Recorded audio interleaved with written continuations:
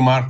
Thank you, Marcos, for this very detailed and interesting approach demonstrating the most common aneuploidies and how their ultrasound appearance is in the second trimester.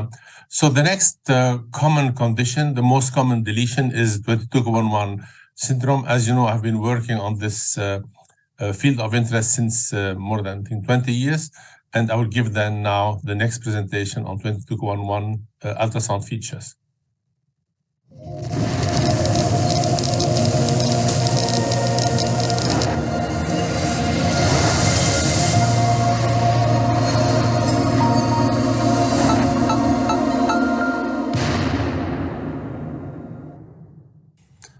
Good morning, dear colleagues. In this talk, I will be focusing on the deletion 22q11 syndrome and its ultrasound signs. There are several reasons why this abnormality is important, because this deletion is the most common deletion in humans. For it is the second most common genetic cause of congenital heart disease, second to trisomy 21. It is the most common genetic cause of psychiatric diseases in adulthood. It can cause a neonatal emergency because of hypocalcemia, and its incidence is quite high. So it is even more common than trisomy 18 and 13. I'm sure some of you have seen these cases or have seen fetuses where the diagnosis was done after birth. Now, this is a nice scheme showing why is 22q11 so interesting and difficult. This is a metaphor of 6 blind scientists asked to analyze an elephant by examining separate parts. So one examining the trunk, the other one the ear, the third one the leg or the belly. Everyone reports, let's say, an exactly description, but no one of these was able to see the big picture. And this is a nice allegory to describe why 22q11 is so important, because it can appear with different entities. And interestingly, this allegory was used as a symbol of the 22q11 International Society. In other words, we will not have one single sign, we'll have separate signs and we'll put them together. And for years, I was saying that the catch-22 used as a metaphor to understand what is the abbreviation of this disease, like cardiac anomalies, used for years, but actually it looks like a chameleon appearing with different colors. But in the meantime, I'm rather using the example of the puzzle. So look at now synonyms of this disease, and you understand now the comparison with an elephant. It is called the George syndrome, but it has different names, and the names are too different, and there were different diseases. But since it was found that all had at the end a 22q11 deletion, they were merged into one group. So in other words, these are different manifestations leading to different syndromes in the past. This is why the International 22q11 Foundation decided to run a campaign called Same Name Campaign. This is why today we don't say Takao syndrome or Kehler or Svensson syndrome. We say 22q11 deletion syndrome, or DS. Now, the problem is if you are using a karyotype, you cannot detect this abnormality. So the abnormality is, you see the 22 looks normal, and the long arm of the 22 is too small to detect this deletion because it's called microdeletion. This is why you need to use either a fish sonde or a probe, or to use the microarray. I'll show you how will this work. The geneticists, when they run the fish probe, they take a label probe to localize the 22 chromosome, and they take a targeted probe to localize the 22q11 region. So, and this is how it appears. You see here, the red one are showing the 22 chromosome, and the green one, sorry, and the red one shows the George critical region. This is a normal fetus, and this is from a fetus with deletion. You see it's on one of the chromosome there is the missing information, and this is how it's detected. So this is why if you see a problem and you want this macrodeletion to be detected, you need to ask the geneticist to use the probe, especially for this condition. Now, there are some companies offering also NIPT for this condition. I think there is a place for NIPT only in first trimester as a screening if you want, but you still keep in mind you may have let's say, a low, quite low positive predictive value, and the detection rate is in many companies between 70 and 80%, but not 100%. This is why I will not recommend using it when you have a heart anomaly detected. This is why you need to have an invasive procedure and confirmation. Now look at this nice scheme from this overview on 22q11 deletion syndrome, showing that it's not one organ like the heart or the thymus. It is a multi-system disease, including the immune system, the bone system, the brain, and the palate, and so on. And this is why today I will focus on three aspects. Let's start with the heart. So look at now, for the heart is the central organ affected in this disease, but some are so mild that you will have adults having this condition and inherited to the fetus. But in addition, this heart anomaly can be associated or combined with other abnormalities. So let's start now, and you see here that in my version I will focus more on the version of showing you a part of the puzzle. So the first part of the puzzle would be cardiac anomalies. And you see the list of the cardiac abnormalities is so clear. This is the so-called conotruncal anomalies explained by the embryology and development of this abnormality. So it is the interruption of the arc truncus communis and these conotruncal anomalies. Typically, the good message is that you see them, almost all of these, the most common one, with the 3-vessel and trachea view. And in addition, you see later on that we'll have here also the thymus seen. And the risk is increased if you have this abnormality in combination with the right aortic arc or the aberrant subclavian artery. So if you find, let's say, a tetralogy of Fallot with an ARSA, it increases the risk for 22q11 higher. So, and let's see now some examples. So this is here an example of an interruption of the arc. Instead of having the typical V sign, you have an interruption. You don't see the continuity of the aortic arc, in addition to the dilation of the pulmonary artery. Please note that there is no thymus in this fetus. You see here on a video clip how it looks like, and you see the clearly or a small thymus behind the sternum.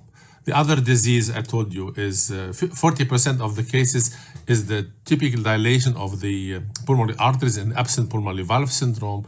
The other disease is the common arterial trunk. In 30% of the cases, you will find this deletion 22q11. You see here the four-chamber view may be appearing normally. Sometimes you have a right-sided descending aorta, and you see here the typical bifurcation of the common trunk. So when you see this condition, or this is another example of a common trunk where you see that there is a common valve overriding on the septum, septal defect, and the bifurcation to both. When you see this condition, keep in mind 1 out of 3 is going to have an association with the 22q11. Now let's come now to the next part of the puzzle. This part is the thymus. You see this person, this is the George, a pediatrician who was the first to describe that thymus aplasia is associated in this disease, and this is why the disease were called for a year the George syndrome. But we know in the meantime it's present in 80% of the cases. So when you discover an absent thymus or hypoplastic thymus, think of this condition. So I remember it was in the mid-90s, 95, 96. This was my first patient on the right side, showing dilated pulmonary arteries and no region in front of this, typical for absence of the thymus. And this is where I started working on this thymus. At that time, I had to ask my geneticists if they can find a probe to check for this disease, and we detected our first case of the George syndrome at that time. And you see here, if you want to demonstrate the thymus, it's quite easy. You need a high resolution probe, and ideally you will start, if you have not seen it before, so around 25, 26 weeks, because you see clearly that the thymus is more hypoechoic in comparison to the lungs. And this is here we put our first study analyzing 150 fetuses with heart anomalies, or were checked with this probe for 22q11, and 10 showed to have a deletion. Now 9 out of 10 had a small thymus, and you see this one, and you see the right one was the only one with a normal size thymus, despite having 22q11. So the detection rate would have been here 90%. But at that time, my message was, this was a collection of 6 years from 96 to 2002. And it was that, look at this thymus, it looked to be small. But many people were saying, I'm not confident in recognizing small or hypoplastic and so on. This is why we did a later study where we tried to quantify this condition in saying we measure simply, instead of having, let's say, reference curves for areas and for circumference and so on, we said we measure simply the distance from the sternum to the anterior vessel and the distance from the sternum to the anterior vertebral body, and we analyze the thymic to thoracic ratio, and you see here how it looks like under normal conditions and in small.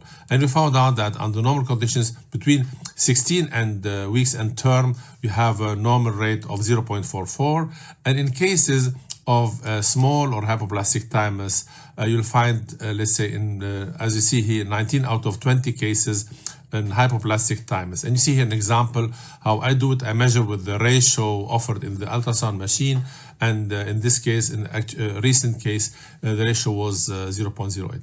I'm not saying that all cases with a small thymus are due to 22q11. There are other deletions, even Noonan syndrome and Down syndrome typically may have a smaller thymus, but they don't have almost absent thymus. So it increases the risk of having this abnormality. You see here an example of a normal thymus in comparison to the hypoplastic, and the right case was having no thymus as an isolated finding. The heart was known, but this was the obvious finding that there was no thymus in this fetus. And you see here a collection of different cases where you see that there is no or small thymus behind the sternum, and this is taken from the new edition of our book on the fetal cardiology. Now let's move to the next part of the puzzle, which is more difficult because it's more subjective, which is the face. The persons with 22q11 deletion, they have abnormal face, so they have rather minor facial dysmorphism, like a prominent nasal root, a bulbous nasal tip, small mouth, and these are the one I put in my list that I can imagine it can be seen prenatally. And the palate, it can have also clefts of the soft palate and cleft, but this is rarely seen on ultrasound prenatally because most have a normal face I've seen until now.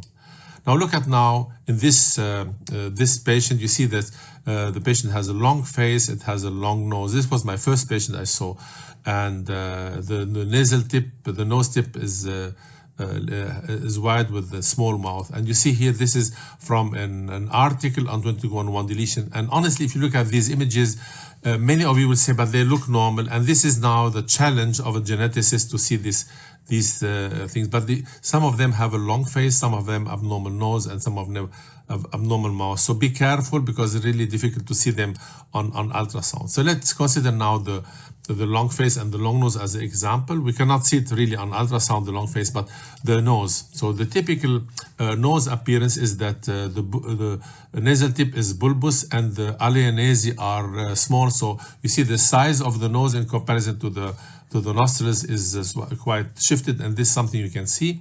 And another sign could be also the small mouth.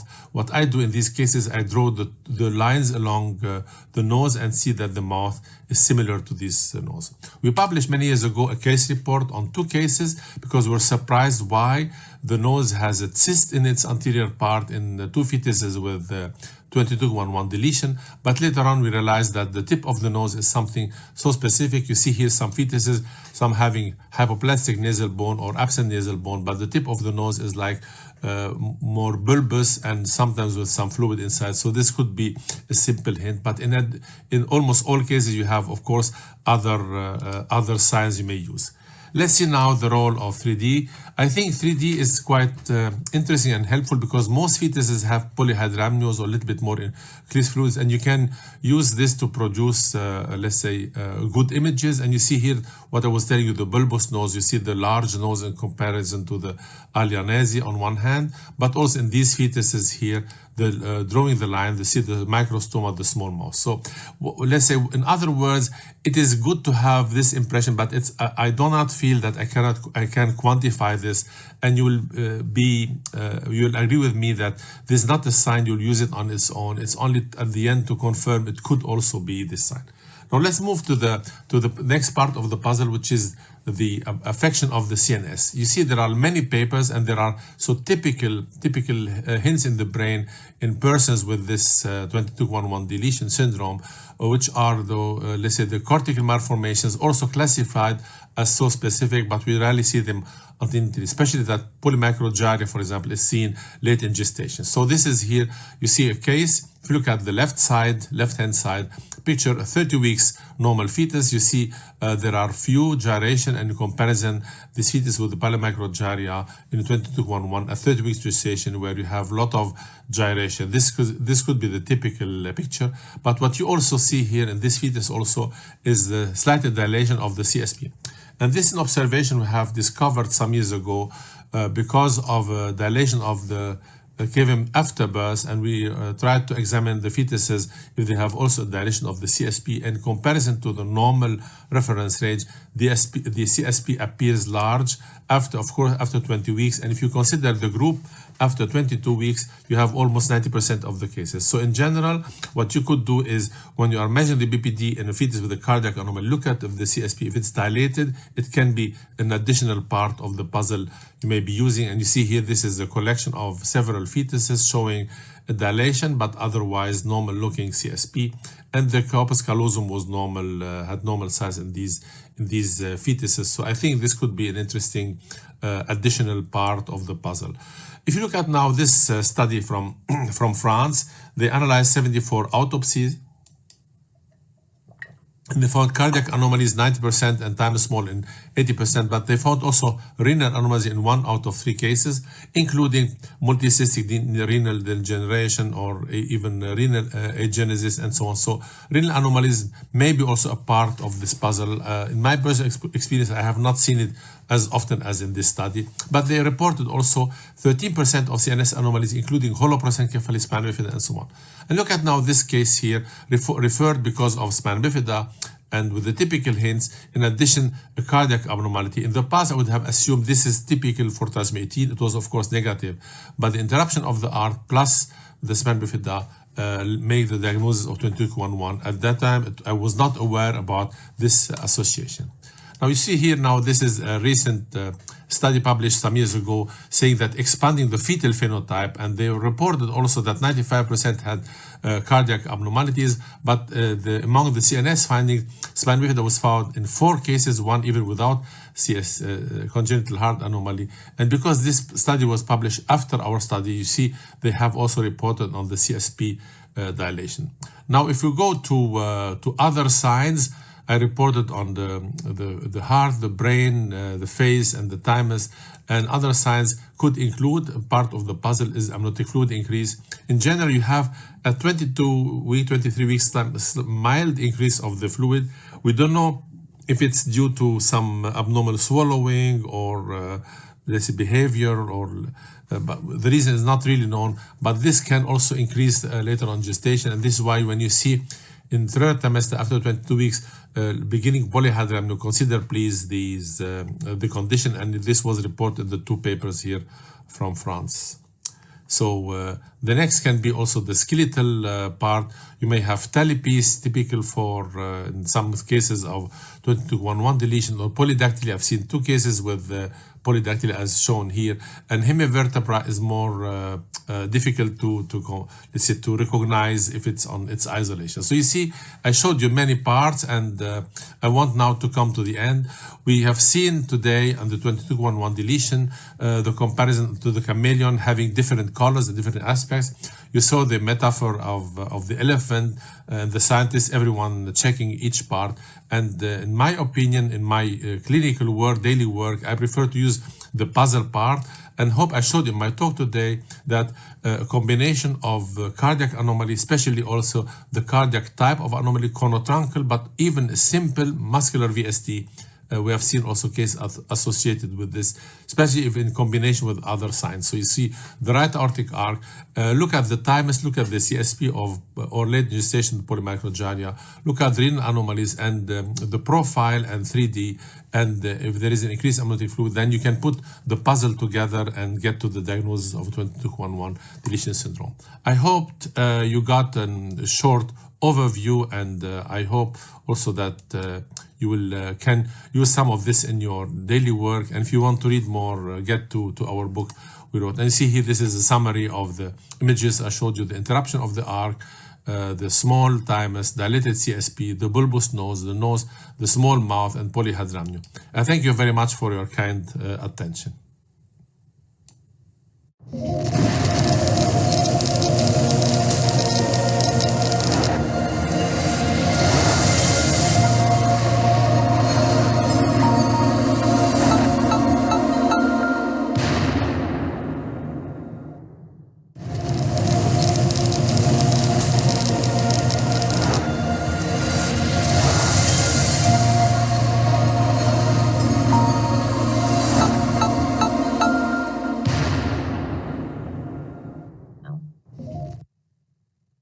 Yeah, I will not say thank you because it's my talk. So now we'll move to the next talk. So we saw in the first talk of Professor Hopman the most common aneuploidies. In my talk, it was on the most common deletion. Now we come to the most common monogenic disease, what is Noonan syndrome. Since we are able to do exome sequencing and the panel, as we said before, we are detecting more and more cases. So I'm really looking forward to Professor Belardo to show us what are the ultrasound features of Noonan syndrome. As we said before, please put the questions in the chat and we'll answer them in the last, let's say in the break between after the few talks. See you later.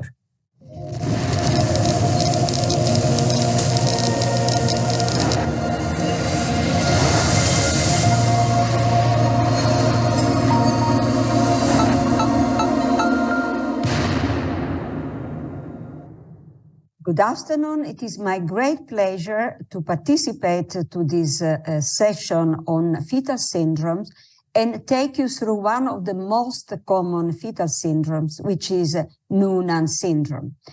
I have named this talk A Brief History of Fetal Medicine because it very nicely illustrates the progresses that have been made during the years in fetal medicine.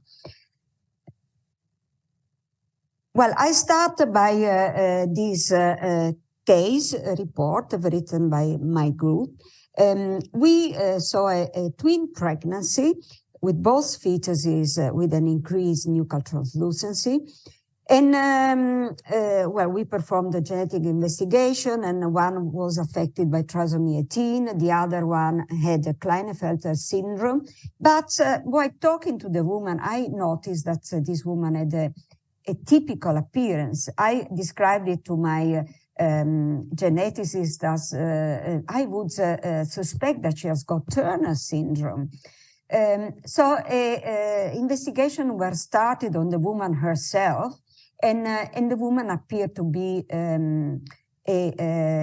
affected by Noonan syndrome. She was not even aware of it, so in a very mild clinical manifestation of it. And therefore, the fetus with Klinefelter was probably also affected by Noonan. In the meantime, the fetus with trisomy 18 attended in an intrauterine death. And so, which means that NT sometimes can not only identify anomalies in the fetus, but can also be an indication to look better at the mother. We know that Noonan syndrome is autosomal dominant, and this means that if one of the parents has got it, there is 50% chance that the offspring will be affected. As I told you, an increased nuchal translucency is a very important marker for Noonan syndrome, especially if the karyotype is normal. In actual fact, in this work from Pergament, it was assessed that suggested that about 70% of fetuses with an enlarged nuchal translucency and normal karyotype may have Noonan syndrome. And therefore, it is recommended to screen for Noonan syndrome, and we will see later what are the criteria, because this syndrome has got a prevalence of 1 in 1,000, 2,500 births. So it's a quite prevalent condition in the normal population. In this paper from my group, we looked at 1,331 cases of increased nuchal translucency where an invasive procedure was performed. We ended up with 771 cases with a normal karyotype. And we proceeded to look, and I must say, not in all cases, at a more advanced investigation by means of chromosomal microarray. And we also looked at single gene disorders. And in these 771 fetuses, in 5% of the cases, a single gene disorder was identified. And probably this is much larger than 5% because, as I told you, these advanced investigations were not available in all cases. And of these 38 single gene disorders, 53% of cases were rasopathies. And rasopathy is the family to which Noonan syndrome, but also other anomalies belong. And they refer to the same pathway. You will see this later. So as you can see, these are all the rasopathies, in total 20 in this, and the most common one is Noonan syndrome. As you can see, 18 cases were Noonan syndrome. But there were also some other anomalies like Leopard syndrome or cardiofaciocutaneous syndrome. What is important to notice is that in the majority of cases, the NT was very enlarged. And in actual fact, only 20% of the cases had the NT below the 99th percentile. What is Noonan syndrome? I told you already about the prevalence. The phenotype is characterized by short stature, hypertelorism, downward eye slant with epicanthal fold. Sometimes there is strabismus, low set ears with anterior rotation, low hairline in the back of the head, curly hair, short web neck, as in Turner syndrome. There can be pigmentation disorders, pectum excavatum or carinatum, lymphedema, and cryptorchidism. The clinical features are that very often there are cardiac defects. This could be especially pulmonary stenosis. It's evident, as we know, mostly later in pregnancy.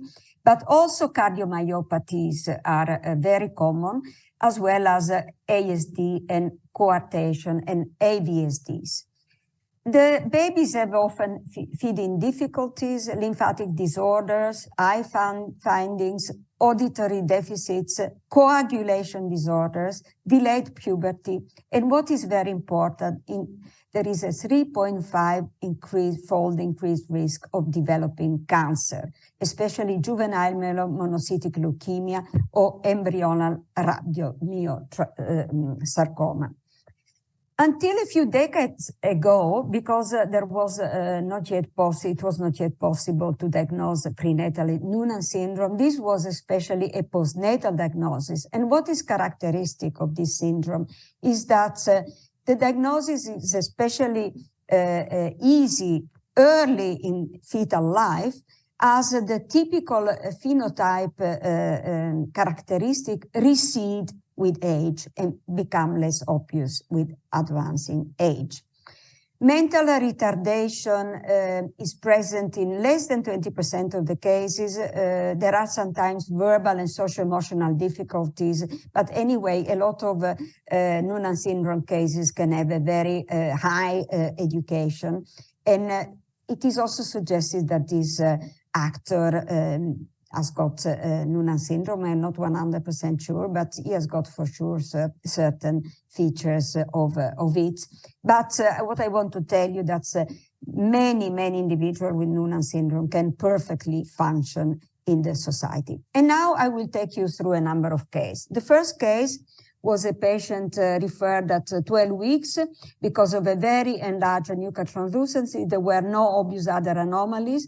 The CVS gave a normal QF-PCR. At that time, we didn't perform yet array CGH. And at 19 weeks, we could see that there was a persistence of the dilated jugular sacs. There was a brachycephaly, a very large abdominal circumference, and a nuchal fold of 9 millimeters. Because of these features, we requested a further diagnostic, DNA diagnostic, and the result was a mutation in the PTPN gene, which is the most frequent mutation suggestive of Noonan syndrome, and the pregnancy was terminated. So, take-home message: when NT is enlarged, an anomaly persists at a later stage, test for Noonan syndrome.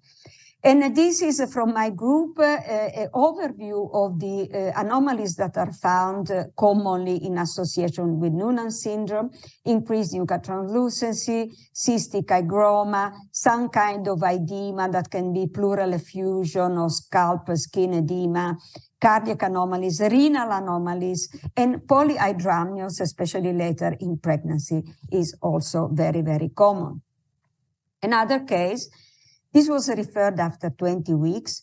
It had a thickened nuchal fold with some septation, increased amniotic fluid. We did a karyotype and also an investigation to the PTPN11, but this mutation was not found. We looked for one single mutation. With advancing gestation, what we saw, some typical facial features, again, polyhydramnios, and an abnormal contractility of the fetal heart, which had also a very thin pericardial effusion. The fetus was very large, there was hepatomegaly, and the clinical suspicion for me was Noonan syndrome. Our geneticist said, no, but we tested for it, and the PTPN11 was normal, so there is no Noonan syndrome. The baby was born prematurely with quite of a high weight, almost 4 kilograms, had a syndromal aspect. And at that point, postnatally, additional DNA investigation were done, and they revealed a pathogenic mutation in the RAF1 gene, which is another of the genes that can cause a Noonan-like syndrome. So another concept is that there are different mutations that can lead to the same phenotype. And this is another case referred at 13 weeks because of a very enlarged nuchal translucency. There were no obvious anomalies, and both the qRT-PCR and the arrays were normal. There was absent ductus venosus, as you can see here, and a very enlarged inferior vena cava. At 19 weeks, the fetus was microsomic, as you can see. And at that point, we had initiated additional DNA investigation for the rasopathies. Leopard syndrome was diagnosed at 21 weeks.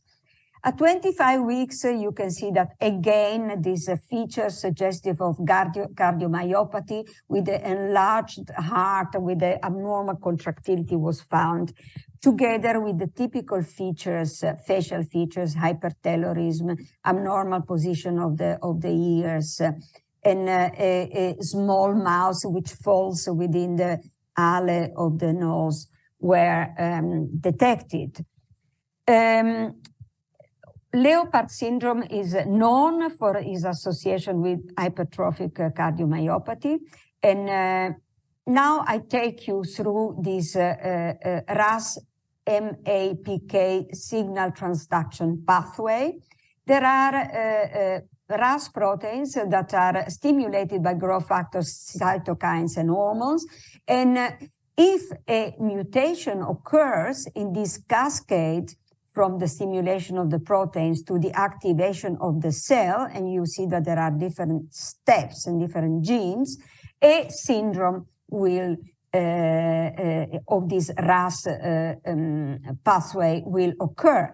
And according to where the mutation occurs, we may have a Leopard syndrome, Noonan syndrome, cardiofaciocutaneous syndrome, neurofibromatosis type 1, or neurofibromatosis Noonan syndrome, Costello syndrome, and Leger syndrome. All these syndromes belong to the rasopathies. Going back to Leopard syndrome, is characterized by lentigo, ocular hypertelorism, pulmonary stenosis, or other cardiac anomalies, as I told you, abnormal genitals, growth retardation, and deafness. Other syndrome is the Costello, and this is the cardiofacial cutaneous syndrome. Although many different mutations are known, the genetic background of 25% of clinically diagnosed Down syndrome has not yet been identified. So I expect that in the future, more mutation will get a name. In 2013, this Dutch group published a first article on the prenatal diagnosis of genetic diagnosis of Noonan syndrome, and they recommended to test at least these 3 genes, PTPN11, CRAS, and RAF-AIM, in case of increased nuclear translucency plus one of these features, polyhydramnios, hydrops, renal anomalies, distended jugular lymphatic sacs, hydrothorax, cardiac anomaly, cystic hygroma, and ascites, and if these 3 genes, 3 mutations are not found, to proceed with 2 other mutations, which are the BRAF and the MAP2K1. Less frequent, but they should also be considered. And this is another case referred at 15 weeks. As you can see, there is a hypertelorism, brachycephaly, persistence of jugular lymphatic sacs, a typical phase. And at 15 weeks, we could detect very clearly a AVSD, together with, again, by using 3D, those typical facial features that I have described before. So we know now that increasingly more cardiac anomalies can be diagnosed in the first trimester. And therefore, every time you find a cardiac anomaly in the setting of increased nuchal translucency and normal karyotype, think that it could be in the setting of Noonan syndrome. And this is another case. It's 32 years old, at her second pregnancy. Well, the husband had a bit of a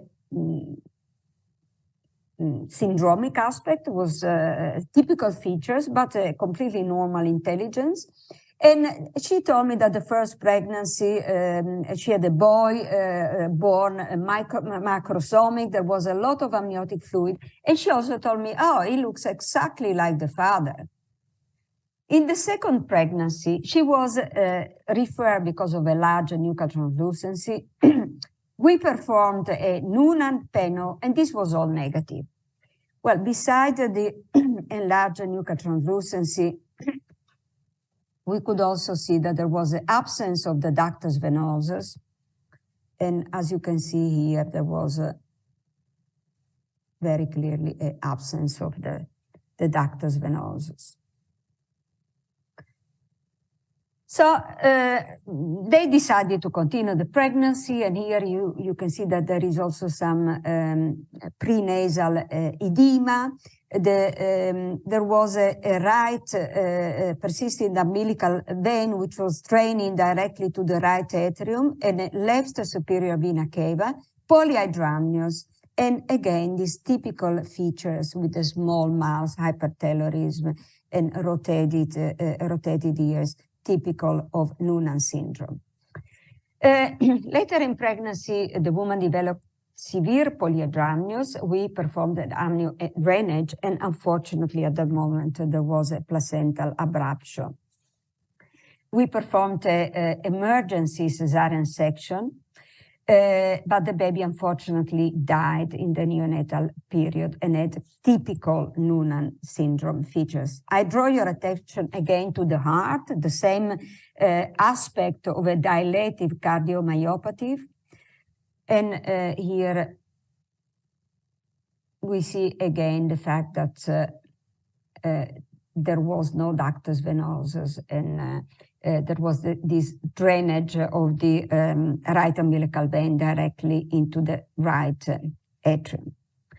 These are pictures of the baby at after birth, in actual fact of the dead baby.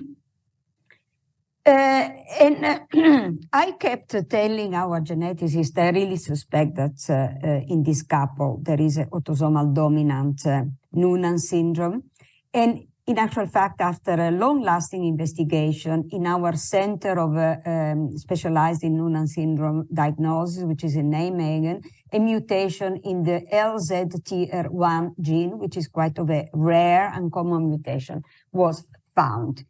And the bottom line is that all three children have inherited the autosomal dominant condition from the father, because in actual fact, I say all three children, because this woman had a third pregnancy, again a thickened NT, again normal QF-PCR and RACTG, but fortunately no anomalies at later scan. This woman didn't want to have the Noonan investigated, but she had a lot of confidence in the scan and in the fact that the scans were normal.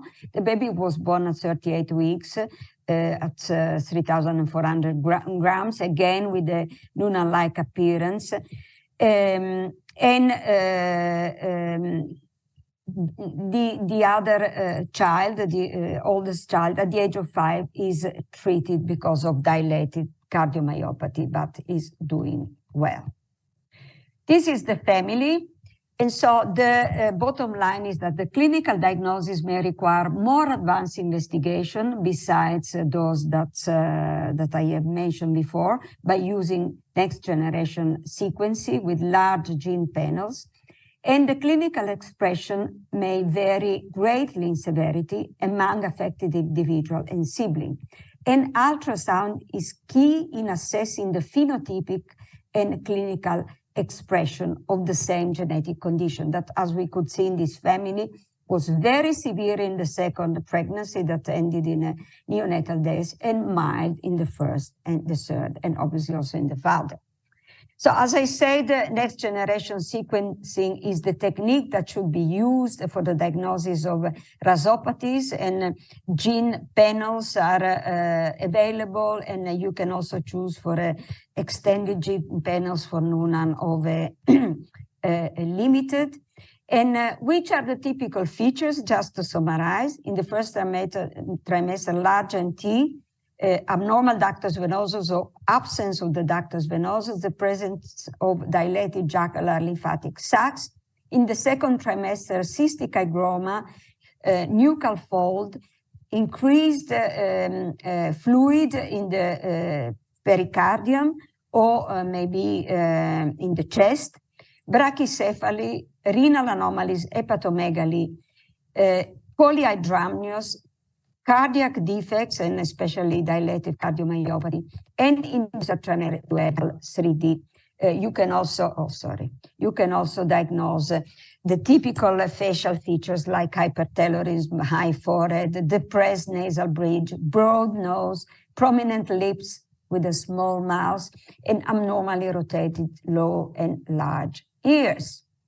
Obviously, also without 3D, you may be able to identify these features by 2D. More recently, the Dutch group of experts in Noonan syndrome have published a new paper based on 424 samples, 193 investigated with 5 genes panel, and 124 with 14 genes panels. And they detected pathogenic variants in 10% of the cases, and only 8 fetus had solely an increased nuclear translucency, but in all cases, the nuclear translucency was more than 5.5 millimeters, and all the others had some associated features like cystic hygroma, jugular sacs, hydros, polyhydramnios, pleural effusion, ascites, cardiac defects, and renal anomalies. So the conclusion of this paper is that if there is only an increased nuclear translucency, they recommend testing for Noonan if this is more than 5 millimeters, or if it's more than 3.5 millimeters with one of the anomalies, one or more anomalies that I mentioned. Is there a role for whole exome sequencing? In this paper, 213 cases with large NT were investigated, And there is no diagnostic variants suggested of noonan were identified in 22.2% of fetuses presenting with non-isolated increased NT. However, only in a minority of isolated NT pathogenic mutation were found. Sorry, I say it verkeerd. In 32.4% of apparently isolated increase in T, additional abnormality were found later in pregnancy, and only 2% of all these fetus had a truly isolated nuchal translucency.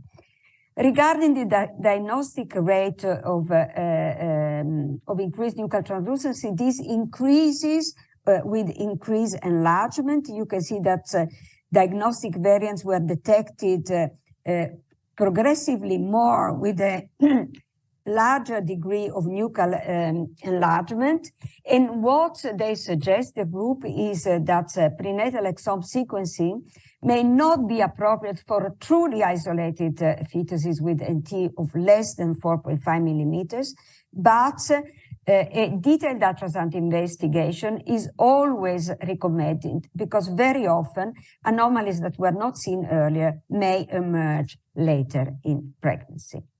And now I want to mention you the story of this woman, Katie Ballard, who has got 3 children, and the middle one is affected by Noonan syndrome, and she's the founder of the Noonan Syndrome Association. And Benji was 5 when he was diagnosed with dilated cardiomyopathy, wherefore he had to be treated with open heart surgery. The classical treatment was beta blockers at the time of surgery to remove or destroy some of the excess heart muscle. But the good news is that in these cases, a new medicine called trametinib seems to be effective in reverse the progressive dilated cardiomyopathy within 4 months after initiation of the treatment, and also to provide catch-up in somatic growth that may reflect the recovery from heart failure. Therefore, there seems to be hope in the treatment of this condition. And obviously, more investigation are necessary, but we really are confident that the condition can be treated before the onset of irreversible cardiac remodeling in rasopathies. So I got to the end of my talk. I thank you very much for your attention, and the talk is open for discussion. Thank you.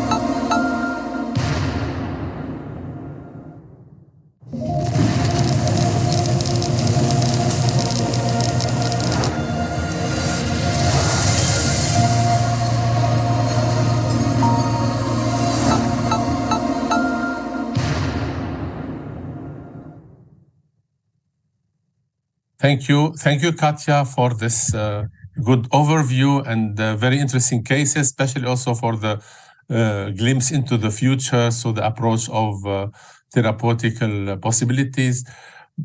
Before we go to discussion, I want to introduce the next speaker.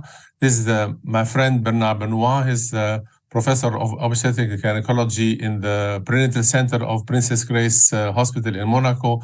Even if he pretends he's retiring, so he's still working and producing amazing diagnoses and images. He's one of the really big fathers of 3D ultrasound in the world, and he will be giving an overview on utility of 3D in fetal syndromes. And we'll have the discussion of all the talks together at the end of his talk. So please, Bernard, now for your talk.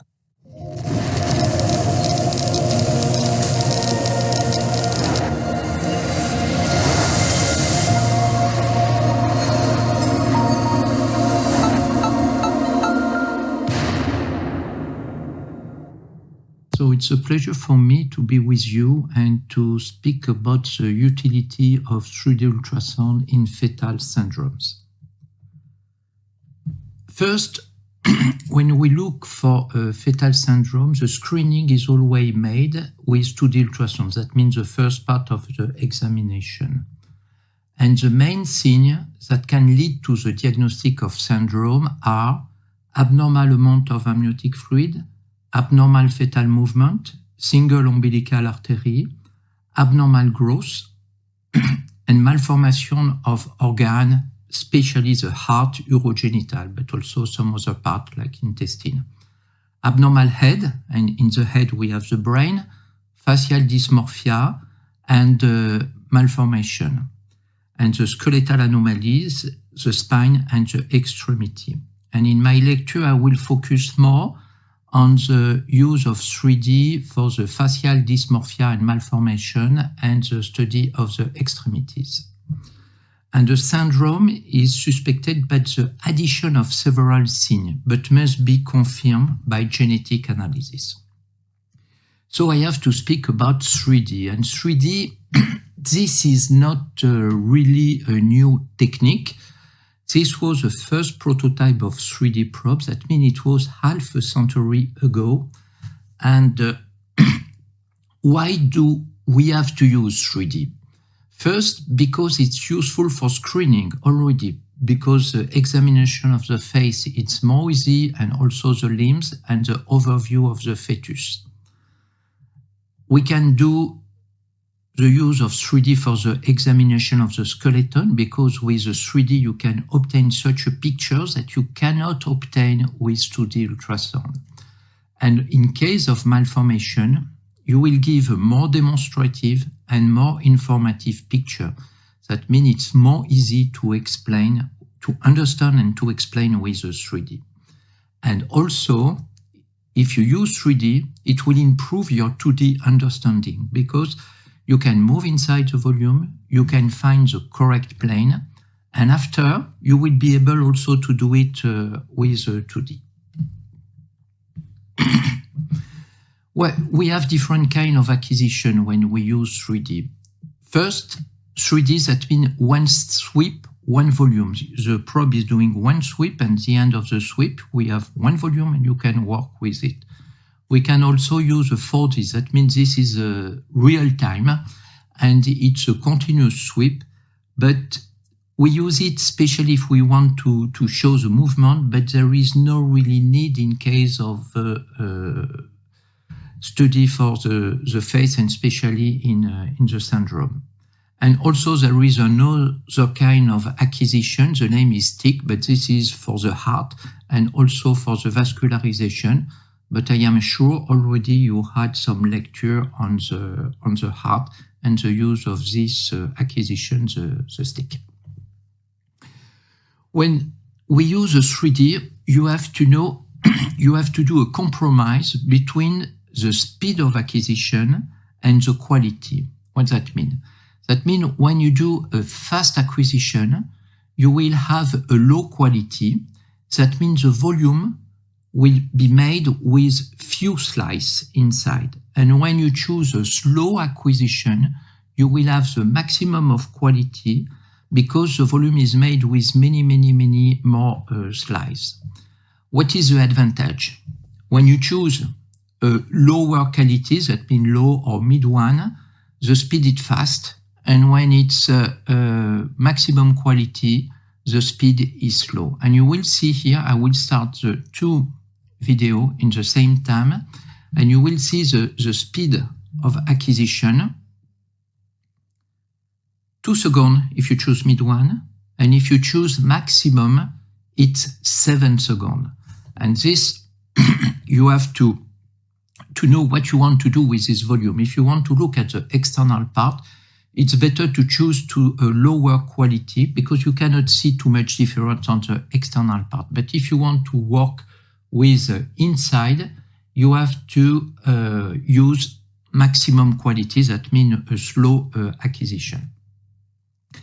And this is a virtual 2D within the 3D volume because you can move inside, you can do any section plane, But if you want to do this, you have to do a high quality acquisition because you want to work with a maximum of quality inside. That means slow acquisition.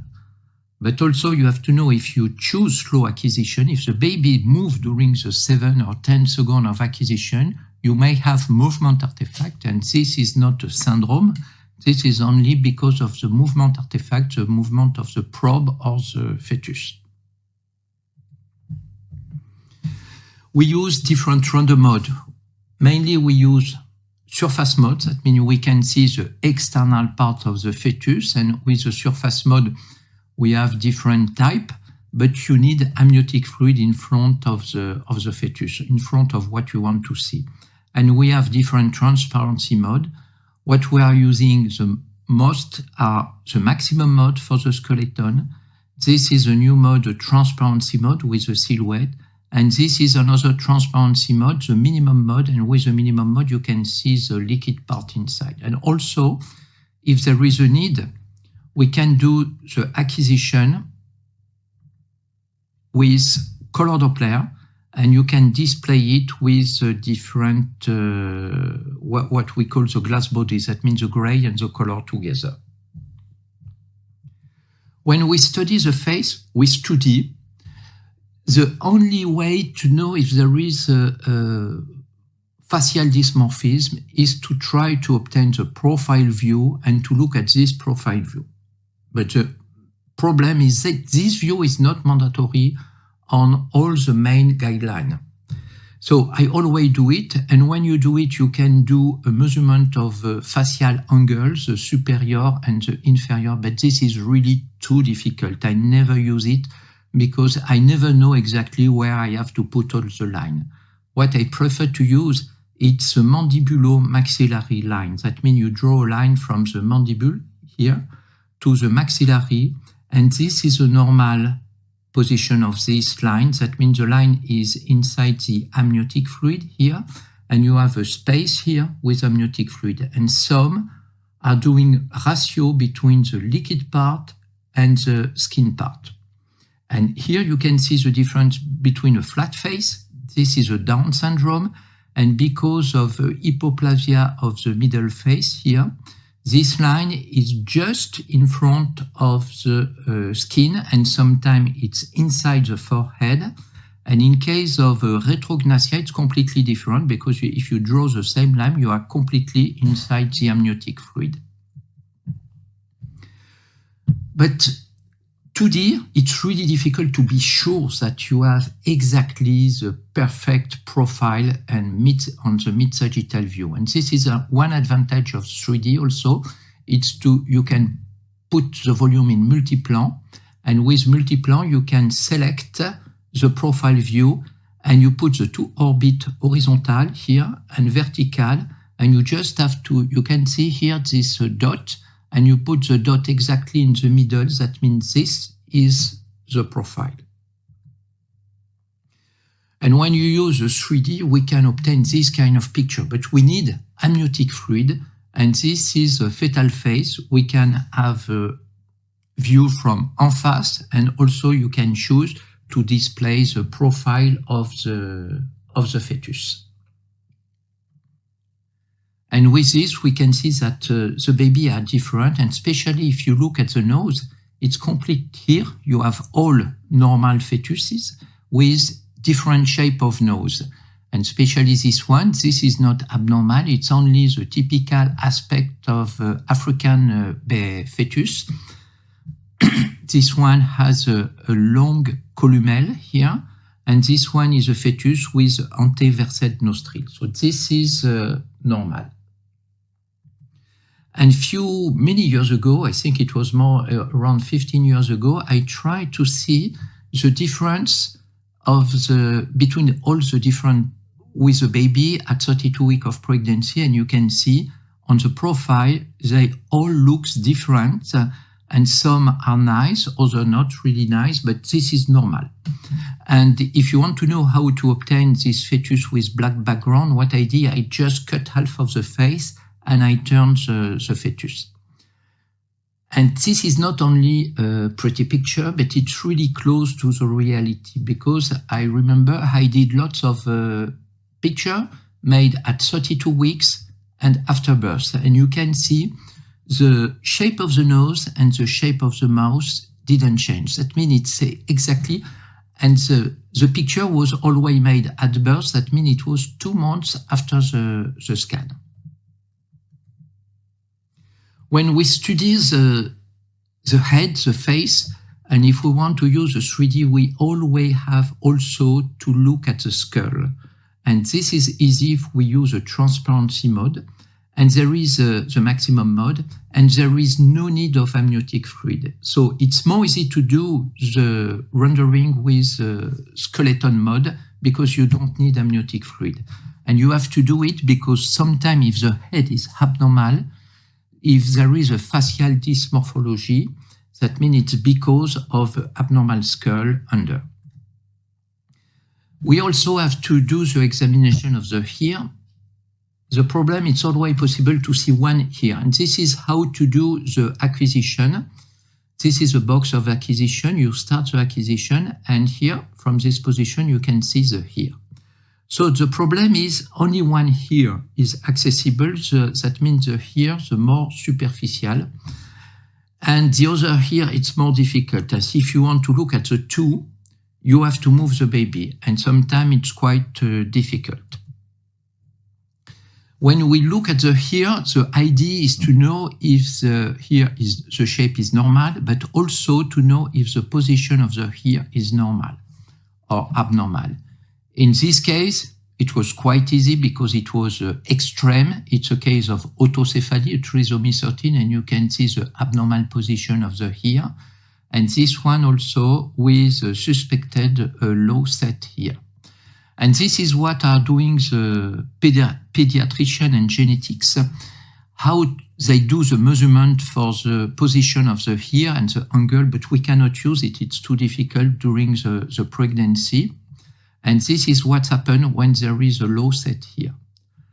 The idea at the beginning was to use a 2D technique. That means to see, you can see the upper part of the ear is always here at the level of the squamous suture. But this is 2D, and you never know exactly if you have a perfect section. Now, with 3D, it's more easy because you can see together the maximum mode, that means the skeleton and the tissue. So this is the position of the ear, and you can, maybe it will be possible to know exactly the normal position compared to the mastoid fontanelle, to the squamous suture. The squamous suture is here, and the sphenoid fontanelle, which is here. Also, when we do the checkup of syndrome, we have also to look at the skeleton and extremities. For the extremities, we have to look at the feet, the hand, and the best is to use it with surface mode, but we need amniotic fluid. But if we have no amniotic fluid, or if we want really to see the bony part, we have to use a transparent mode, and especially with this new transparent mode, where you can see the skull, the bones, and the soft tissue together.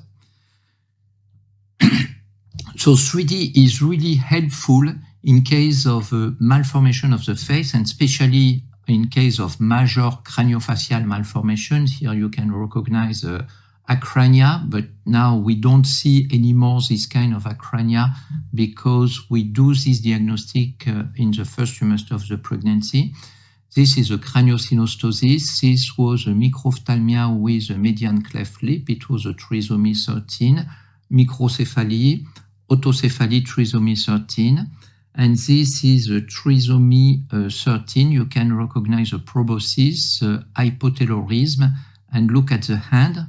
On the hand, you can see you have also another thing. It's the postaxial hexadactyly. And this one was a fetus with holoprosencephaly and median cleft lip, but it was supposed to be a trisomy 13, but it was a Smith-Lemmy-Opitz syndrome. So, but if we have only a facial dysmorphia, that means it's not so far from the normal, we will use a 3D. And this is the target, what you have to look for. A flat face, anteverted nostril, retrognathia with abnormal here, a protruding tongue, abnormal here, a long philtrum, a skin tag, cleft lip, and a bifid nose. And this was a baby. The face is quite nice, but you can see these two parts. It was a Mowat syndrome. And this is a craniosynostosis with trigonocephaly. But we can do this kind of picture with 3D ultrasound. And you can see here a craniosynostosis. This one with hypertelorism, retrognathia, skin tag, flat face, retrognathia, flat face, abnormal here, protruding tongue, and abnormal here, and cleft lip. And this, you will see this case later in my lecture. So we have to look at the skull. I told you that if the face is abnormal, sometimes it's because the skull is abnormal also under the skin. This is a normal aspect. This was at 16 weeks, fetus with a large metopic suture. This was abnormal, and it was a Wolff-Hirschhorn syndrome. This one was a fetus with a large metopic suture. This one was deletion of chromosome 5 with a K-hole shape here, suture, and it was Cri-du-Chat syndrome. This one was a fetus with other malformation, especially a cyst and corpus callosum agenesis, but you can see additional bone inside the metopic suture and also inside the fontanelle. And this one with microphthalmia and hypoplasia of this frontal bone. And this one was a fetus with a cleft from the nose to the orbit and hypoplasia of this frontal bone. But all this abnormal skull, it's really difficult to see it with 2D ultrasound. And with 3D, you can see it and you can demonstrate it. And now I will show you some case of syndrome. The more common is Down syndrome, but we have to do this diagnostic in the first trimester of the pregnancy. This was made around 30 weeks, this one. But you can see the nose, and the normal is to have the size, the width of the mouth more important than the size of the nose. And in case of Down syndrome, they have a small mouth. And here also we can highlight the upslanting palpebral suture, especially when you change the direction of the lighting here, and you can demonstrate it. And here you have 6 cases of Down syndrome with a similar aspect. And if you look at this one was a Down syndrome, but also with a cleft lip. But there is no relationship between the cleft lip and the Down syndrome. And also, if you look at the hand, this was the same case. They have a small hand with square hand and a short finger. But all these cases give nice picture, but it was made in the 3rd trimester of the pregnancy and with a lot of amniotic fluid. And the diagnostic was already done with other malformation. But Down syndrome, you have to do this diagnostic to do the screening in the 1st trimester of the pregnancy. This was a case of trisomy 20 with hypertelorism, absent nasal bone, and retrognathia. And this is a view with 3D, with a retrognathia, hypertelorism, and absent nasal bone. Here with skeleton mode, you cannot see here the 2 nasal bone. This was a Pato syndrome, trisomy 13. So you already saw this case a few minutes before. And this was one with median cleft lip, and this also a cleft palate. And this was another trisomy 13 with holoprosencephaly and with hypotelorism here, but with no cleft. But this diagnostic also, especially when you have allobar holoprosencephaly, you have to do this diagnostic in the first trimester of the pregnancy. What you can see here, this is a proboscis, and you can see only one orbit. In fact, there are two orbits, but it's with a fusion between the two. And you can see the fingers with the postaxial hexadactyly. And also, if you move to the maximum mode, you can see here there is a fusion of the two frontal bones. You cannot see the metopic suture. And this is the usual aspect when you have a allobar holoprosencephaly. This was a Cornelia de Lange syndrome with a typical profile and with this long philtrum, curved and micrognathia. But the diagnostic was done also in addition with the aspect of the extremities, ectrodactylia here, and this was the other arm with only one finger. This was a Apert syndrome, and you have a typical face here with exophthalmia, and it's because of the craniosynostosis of coronal suture, but the diagnostic is made more by the aspect of the hand with the syndactylia, and sometimes it's a complete syndactylia except the thumb. It's the forefinger from number 2 to number 5. This was a Binder syndrome. It's a syndrome, but it's not severe. They only have a flat alveolar ridge here. Achondroplasia, you can do this diagnostic, but this is a diagnostic more in the third trimester of the pregnancy. You may miss it in the second trimester because the length of the femur is not so short, and the difference will increase in the third trimester of the pregnancy where it's really short. Also, you have a hypoplasia of the middle face, this part, and short finger, and the name of this aspect is trident hand. This was another case of chondrodysplasia, achondrogenesis, with extremely short arms and legs, seen with external part here with a surface mode, and this was made with a maximum mode.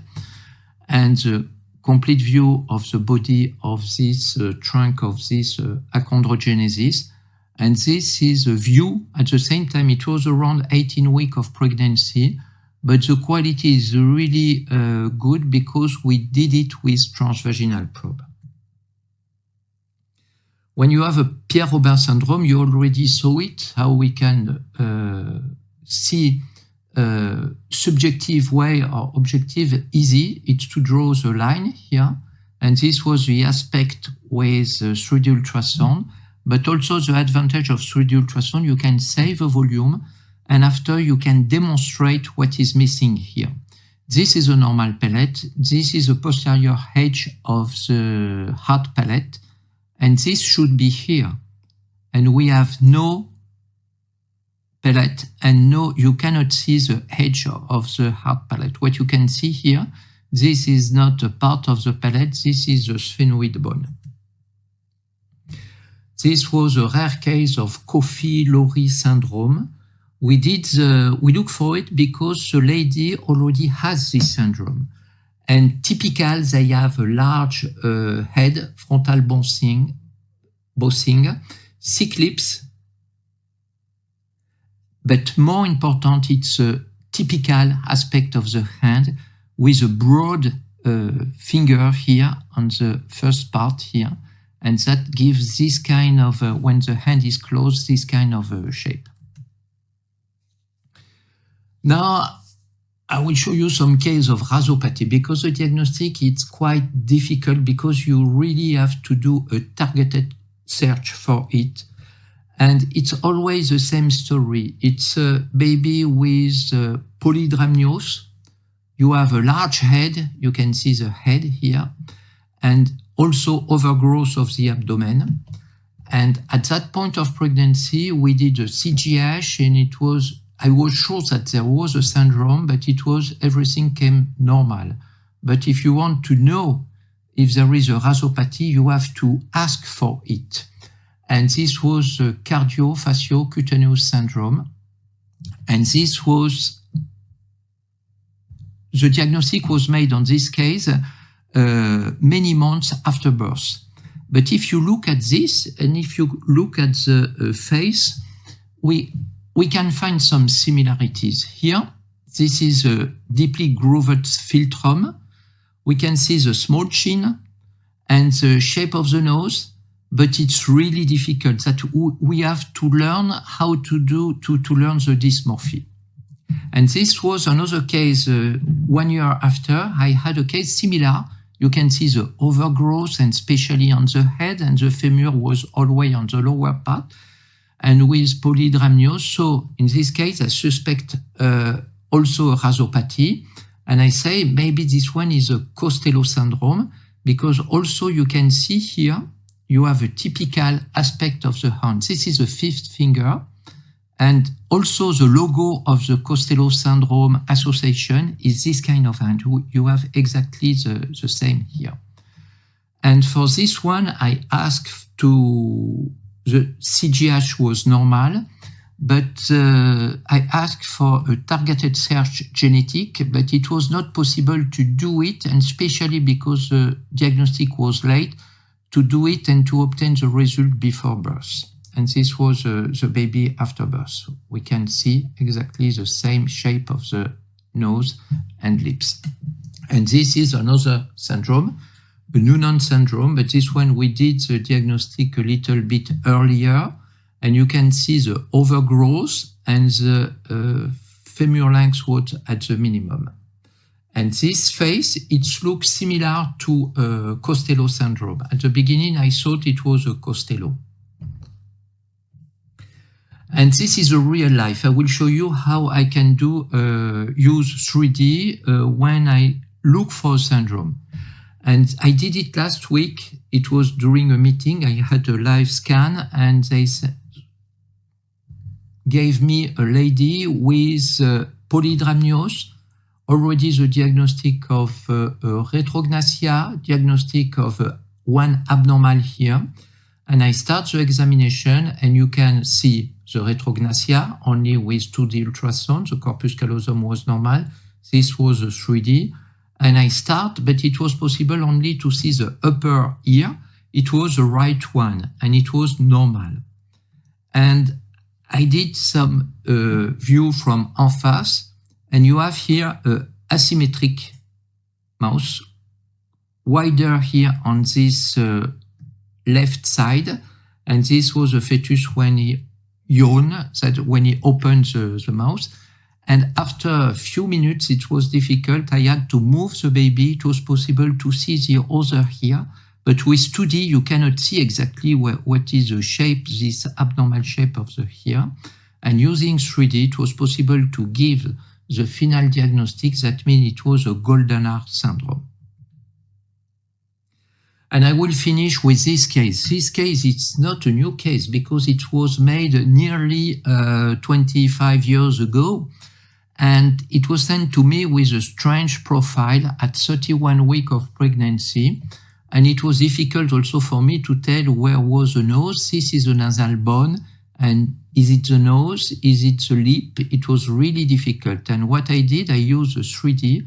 And with 3D, it was more, the quality was not good because it was 25 years ago. But you can clearly see the thick lips and the protruding tongues. And this was a harlequin fetus, that means a congenital ichthyosis. It's autosomal recessive. So she had a late termination of pregnancy. And she came back 1 year after at 22 weeks, but it was a really bad condition and it was really difficult with the old system, but profile, it was not clear. But using the 3D already, the quality is not good, but you can see here the thick lips here. And she did sampling. She went to Paris and to do the genetic diagnostic.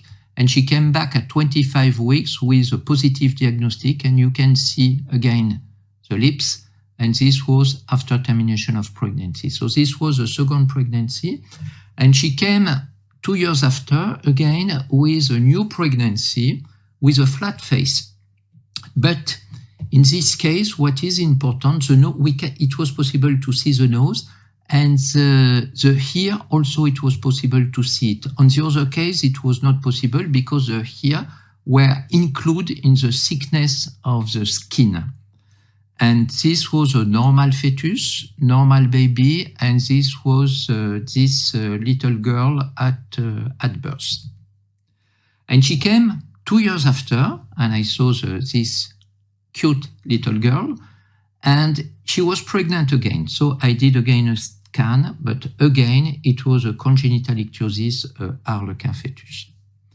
And she came back 1 year after again, and this was another baby with Harlequin fetus. That means she had 5 pregnancies and 4 were Harlequin fetus.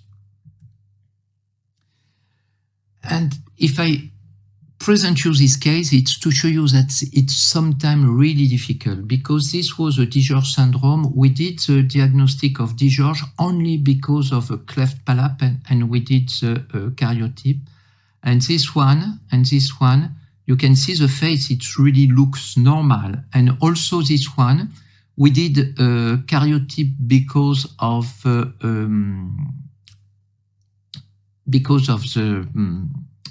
growth retardation, and it was a Williams-Burren syndrome. So it was difficult to tell here.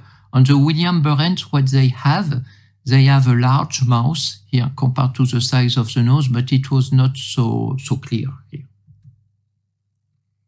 So what is my conclusion? It's for the diagnostic of syndromes, 3D ultrasound will especially be useful for the study of the face and the extremities. It is the best tool for the study of the facial dysmorphia, but it depends on the condition of examination, high BMI. If you have no amniotic fluid, the fetal position is the head looking on the posterior part, it's really difficult. And also the stage of pregnancy and the person doing the examination. And if you have an isolated facial dysmorphia, that there are little value. The value is only when it's associated with other things and mainly with things obtained with 2D ultrasound, and especially heart malformation. And what I always do when I suspect a dysmorphia and a syndrome, I redo the examination after the advice of the geneticist who tell me what I have to look for. Thank you for your attention.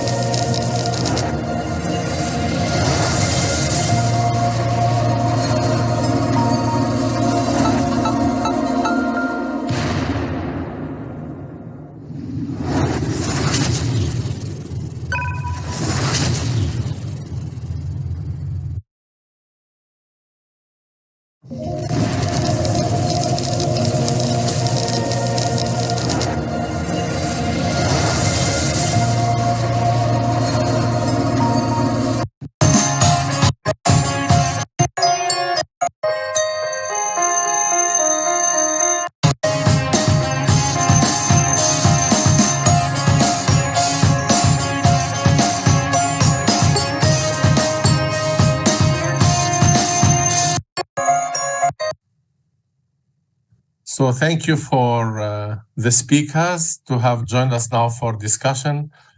I apologize for Professor Hoffman. He was on before, but he had to go away. He had an appointment and he assumed you are on time. So we can start now with the discussion. So you see, this is really very comprehensive and very interesting. So first of all, the question was for Marcos Hopman, do you know?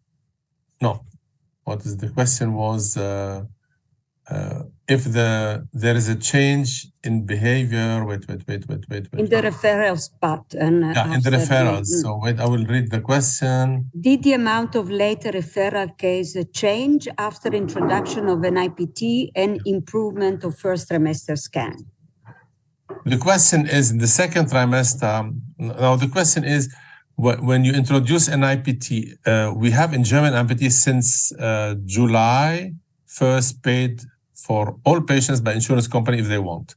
Before they had to do it on their own. So from this point of view, we have now less late chromosomal anomalies, but increasing more non-chromosomal anomalies because people are replacing the first trimester screening with NIPT. This is bad. In the time where many people were approaching having the first trimester nuchal translucency, we had, let's say, good detection rate in early gestation, but changing in referral of late gestation. So it depends on what the system is offering as a first trimester. What is your experience? I think in Netherlands is even more pronounced, these things. Well, we have published a paper, my group, where we showed in that window of time between the disappearance of the first trimester scan and the introduction of the NIPT for all, what happened as to the detection of structural anomalies, early detection of structural anomalies. And we could really see that, that there was a kind of a shift for severe malformation to be only diagnosed later. And fortunately, now we have also a first trimester scan for everyone in the Netherlands. And so it will be interesting to see what the change has been. But we definitely noticed that if you replace the first trimester scan, meaning the nuchal scan, with an IPT, inevitably you will have a shift towards late diagnosis of even severe structural anomalies. So this is why we were saying also that in the ISO guidelines, we need to have minimum requirement that people look at least at the baby. So I can understand that transposition may not be to be detected in first trimester, but holoprosencephaly definitely. So the people, if they are not looking to the baby, but take only blood, they will miss all these cases. So because you are still here, Katya, there is a question, dear Katya, in a low resource setting or of limited availability of genetic testing, do you think termination of pregnancy in cases of 2 or more malformations or 1 malformation plus multiple marker of problem can be justified? But I think that the problem is to see what kind of malformation we are talking about. And my conviction is that the choice to terminate a pregnancy is the choice of the woman. I mean, there are women who also want to terminate for a malformation that we may not find so severe, but I mean, how can we be judgmental? They are those who have to carry the burden of a child with an anomaly. So I really think that the choice is fundamentally of the family. What I understand is that it may not always be possible to get to a diagnosis due to limited resources. But I think that if the malformation are multiple and if the malformation are severe, even if it's only one, such as, for instance, spina bifida, then termination should always be offered and also the request be honored. Thank you. So I'm also happy that Dr. Bruziliev joined us. So please, can you also give your opinion on this, Michael? Okay. If let's say some people say I don't have money to do this examinations, and some say maybe has any way 2, 3. Why want to wait? What to do? So what is? I think very useful and good choice for examination in the early third trimester or late third trimester, early second trimester. It's a vaginal approach for detailed anatomical examination and with connection with NIPT. But we have many cases with normal first and second anatomical examinations, anatomical screens, with normal NIPT. And in the third trimester, we will see a new pathology or new conditions, for example, microcephaly, microcephaly, and our policies in this situation, we recommended amniocentesis include exome. Yeah. And my question to Katya, what you will do with the situation with the problems in the third trimester? Because heart heart malformations we can see in the third trimester is good, but we have we have a late appearance of the late problems like micro ventriculomegaly, abnormally of the corpus callosum. What are your policies in this situation? Well, this is really going into legal grounds because every country has got a different legal regulation. For instance, in the Netherlands, you can terminate up to 24 weeks on the request of the woman, so potentially even for a mild malformation.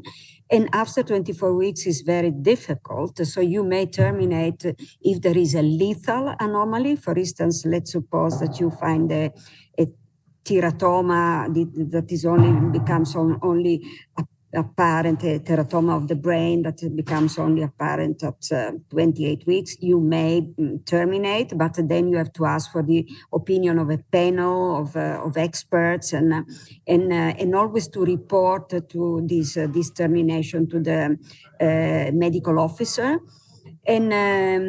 But if the anomaly is not, let's say, life-threatening, like, for instance, microcephaly, you couldn't terminate in the Netherlands, only for very, very severe malformation. So, I cannot give you this explanation because it really depends on your regulations. Yeah, thank you. So Michael, don't say many things about late trimester. I can advertise because you have seen in the break that we are having a fetal neuro course in March.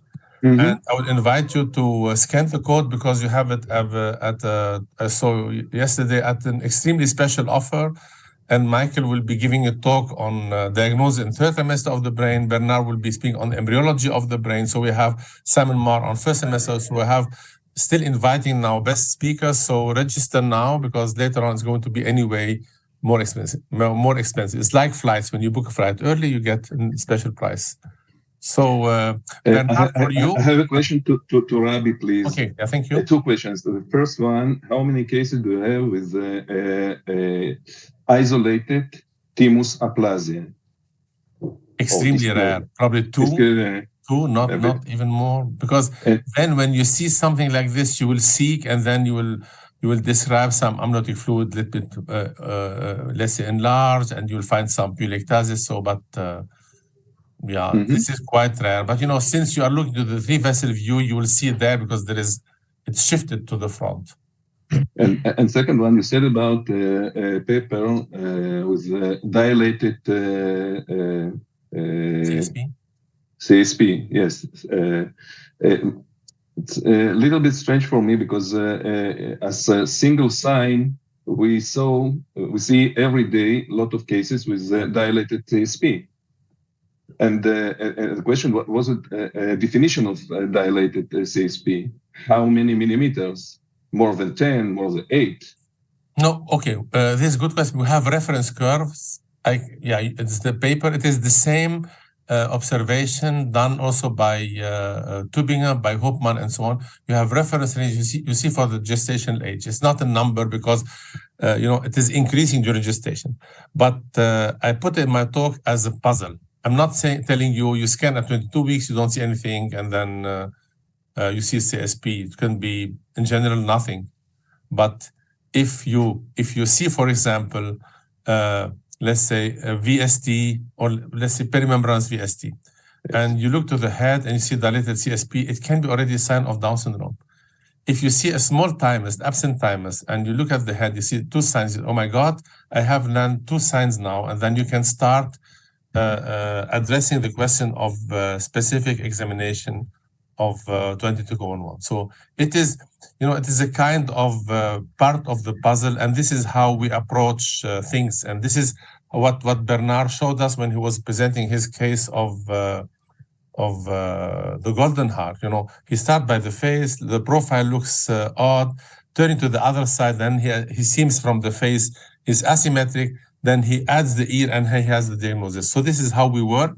We have a hint, and in general, if you start the examination, there is a lot of fluid, you have a BPD.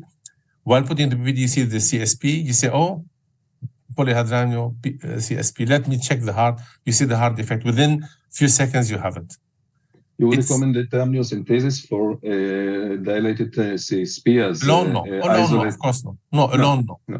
No, because you have, by definition, you have 5% are outside of the range. So, but if in combination with something else, yes, then. Bernard, I think people, when they see your images, they say, how did he or was he successful in getting these images? So when you see a patient with an abnormality, do you try to do it on the same spot? That means you scan and you see something and you do all these images, or is it in general in a second visit when you have time, you have more, you book her for a time that you have time to make your diagnosis, and then you spend time interring the baby and making so, or is it a combination of both? Tell us your secret, master. It is a combination, and what I do now more and more, I work just after the scan. I save the volume during my examination, and after the scan, I work when the lady is not inside the room, because it's the point of malformation, because in some cases it's not really nice, so I prefer not to do it in front of the lady. And also, at the end of the day, I work again with the volume.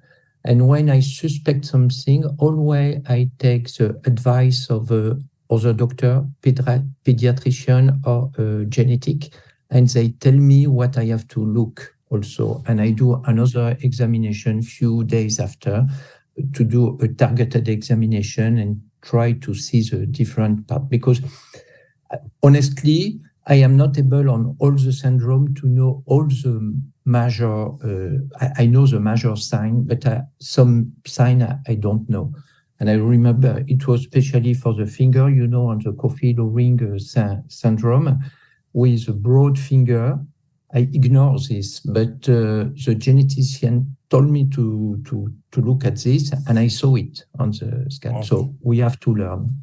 Yeah. For this, we'll have later on a talk by Julian Stinnemann on the software called Sonio, where you could put the name of the syndrome and you have the signs, so you are, even during the scanning, doing this. So I think we can, yes. You want to add something? I think we can finish now. No. We have done the questions. I hope you enjoyed this first session. We have a short break. You have to get something to eat, and then we'll continue with the afternoon session with Michael Bruzilov, with Grohal, and with Kagan and Stinnemann on the other syndrome of skeleton, of face, and